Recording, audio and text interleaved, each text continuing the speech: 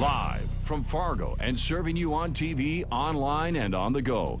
This is Valley News Live at 6. April Fool's Day is a time for pranks, but some say when it starts to impact a business and people there, it's gone too far. Thanks for joining us tonight. In less than 2 weeks, 2 radio stations in the Fargo area have made false claims for publicity. It was a story we first reported online this morning and has a lot of people talking since. Froggy 99.9 posted a story on their website claiming the Fargo Target is closing. Many people, including employees, thought the store was going out of business. Then that's when things really got out of control. Well, Valley News Team's Ashley Bishop looked into if radio stations are going too far and if they're taking responsibility for all the issues they caused.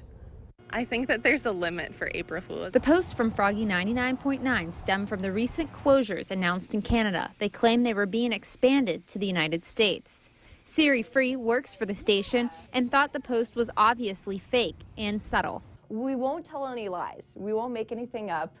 We'll just put, hey, Target's closing, and then you have to click on it, and it's going to say at 11 p.m. today. The Fargo Target general manager tells us they had multiple calls of people yelling and upset that the store was possibly closing. He says it was a joke that just got out of hand, and he did ask Froggy to correct it. If readers scrolled to the bottom of the page, they'd notice Target is reopening tomorrow. But nowhere did it say the story was a joke.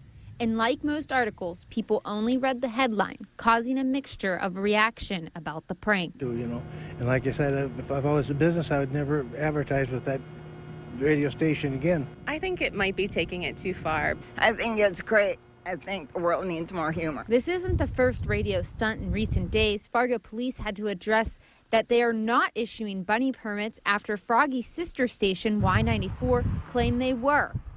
Many of you sounded off on our Facebook page saying the radio station should apologize for wasting the business's time. Yeah. People think radio stations are taking it too far. Would you disagree with that? I don't think it went wrong. It's April Fool's Day, and it's just for fun. Again, nothing was made up about Target. We didn't lie about them at all. And in fact, it just showed that, yeah, you guys have a lot of people that love you here. In Fargo, Ashley Bishop, Valley News Live. Well, Froggy eventually apologized for the controversy, as you can see on their Facebook page. Well, to join this conversation and tell us what you think about the prank, if you think it went too far, find us on Facebook. Just go to Valley News Live. Another beautiful day out there, a little breezy, but that's normal for our part of the world. Let's go over to Lisa Green to find out what tonight's going to be all about. No fooling, Lisa. I have no fooling for you. We've got a really nice night out there tonight. A little wind, and that is causing some issues with dry fuels that are already in place. Some dry air, some strong wind, and that's combining for a red flag warning. That is still in effect until 7 o'clock tonight for most of our viewing area, but out west until 10 o'clock out in western parts of North Dakota. So very dry out there. Temperatures very warm. We tied a record high of 73 today in Fargo, but currently 66 and 60 degrees in Grand Forks. You can see over toward Devil's Lake 54 with some cooler air moving in.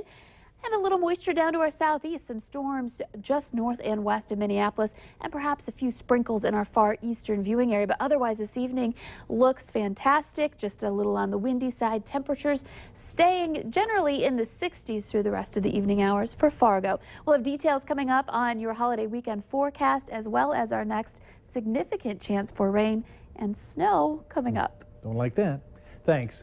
We have breaking news for you on the capture of an escaped federal prisoner. Wesley Brown III, who escaped from the Lake Region Law Enforcement Center in Devils Lake in mid-March, is back in custody tonight.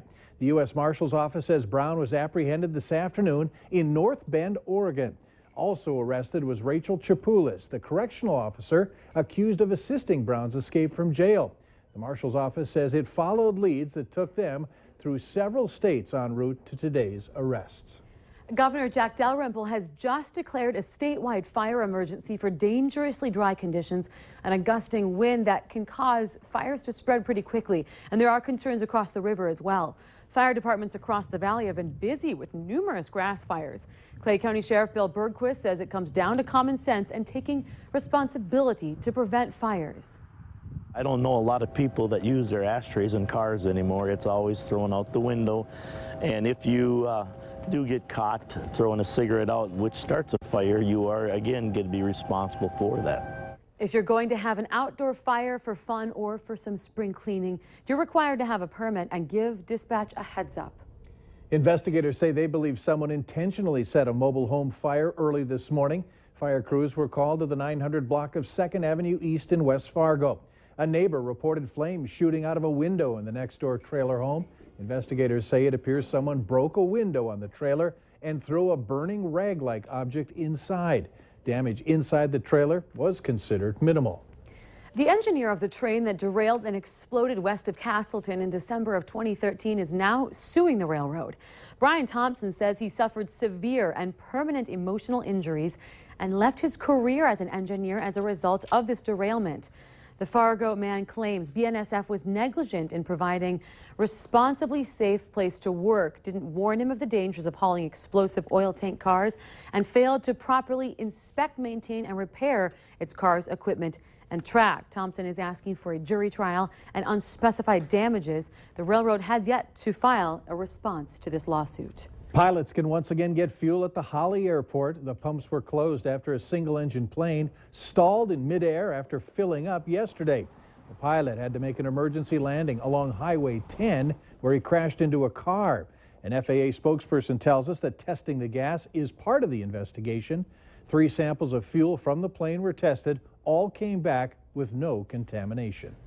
No arrests have been made just yet, but police say they have several promising leads regarding a brutal assault that happened in downtown Grand Forks last weekend. Adam Dahl was beaten by suspects outside a bar on North 3rd Street early on Sunday morning. He's currently in a Minneapolis hospital and undergoing surgery. That happened today to fix a broken eye socket.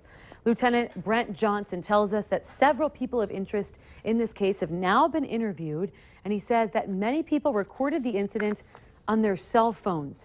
Grand Forks police are asking anyone with video or photos of the incident to contact them right away. A Shelley, Minnesota woman will likely face restrictions on owning pets. Shirley Benson faces 4 misdemeanor charges for mistreatment of animals. More than 50 beagles were removed from her home last month. 1 dog was found dead in the home. The Norman County Sheriff says Benson will likely face regular checks at her home to make sure it doesn't happen again. Yeah, there'll be checks done once the court puts restrictions on her after she appears in court, conditions of release, depending on what the court decides. Benson's scheduled to appear in Norman County Court on April 15th. If convicted, she could spend 3 months in jail, pay a $1,000 fine on each of the 4 counts against her. All of the dogs taken from her home have been adopted into new homes. Meanwhile, the city of Shelley is moving ahead with legal action to try and get the home condemned because it could be a health hazard to neighbors. One Minnesota family is known for hosting some rather wild dinner guests at their home. For more than 20 years, George Klaus of Rochester has been inviting his free-roaming friends to his backyard. And as Ollie Killam reports, yesterday it was celebrated in a special way. It is George Klaus's 85th birthday. Surrounded by family and friends, he waits as a few more guests arrive to the party. They'll all be down here in a few minutes. In fact, there's 1, 2, 3, 4. Just like clockwork, Klaus's other 2-legged and 4-legged friends come out in their birthday best. Let's go out and feed the deer and the turkeys. Kobe, you get the can with the corn. Every afternoon for 24 years, from December until March 31st, Klaus and his family feed his backyard neighbors.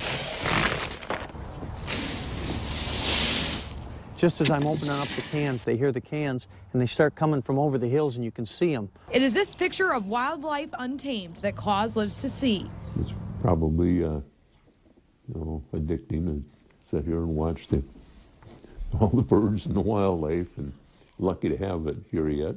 On this day, the family is providing a 50-pound spread of corn and other treats in the spirit of Klaus's birthday. He don't go out and play pool, or he don't go to movies, he don't do anything. So he spends his money on corn and loves to watch the animals. Over the years, Klaus has gotten to know his wild guests like family, even down to what food they like. If you watch them long enough, you can get every habit that they have. It's a fascination that has been passed down through the generations. Okay, let's go in and see if they come now. There's just a stampede of turkeys coming down this way. While we were starting to leave, and then Grandpa called us right away, just like, you guys need to get back up here. And we're like, we are. And a tradition Klaus plans to keep. It's nice to have the company. Yeah. Now that looks like fun. Ryan tells us that they'll start this all back up again in December once the winter weather moves in again. Funding education was the hot topic of a roundtable discussion at Crookston High School today. House DFL leader Representative Paul Marquardt met with school officials and others to talk about this. Governor Dayton has proposed using $370 million of the state's budget surplus to increase funding for pre-K through 12th graders.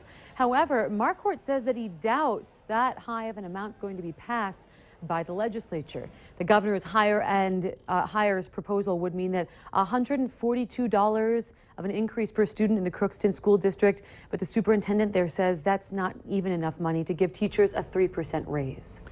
Later on Valley News Live at 6, why you'll need to drive extra careful along a stretch of 25th Street in South Fargo. And we're starting off April on a warm note, but you might remember March. Very toasty. Our average monthly temperature was the 10th warmest in Fargo, 9th in Grand Forks, running more than 5 degrees above the average for the month. I'll let you know if we have more warm air coming up in the forecast next.